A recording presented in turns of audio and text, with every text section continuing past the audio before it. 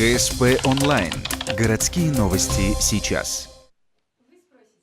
В Центре детского и юношеского творчества имени Корчевского прошел показ постановки образцового театра «Ровесник». Поводом выйти на сцену обучающихся выпускного класса и средней группы стал юбилей театра. В этом году ему исполняется 60 лет.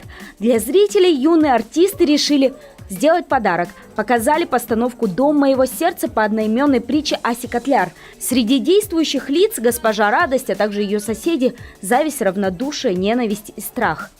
Это спектакль о том, как на человека бывает нападают всякие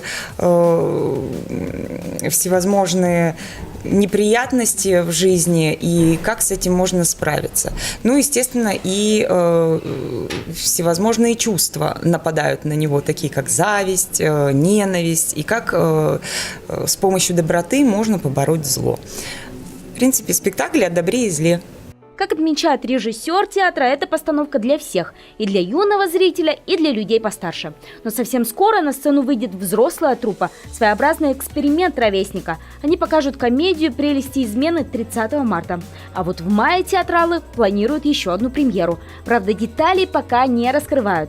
Также в планах поехать на международный конкурс, который пройдет в Беларуси. Там юные ухтинские актеры выступят в номинации «Художественное слово», читая стихи, посвященные Великой Отечественной войне.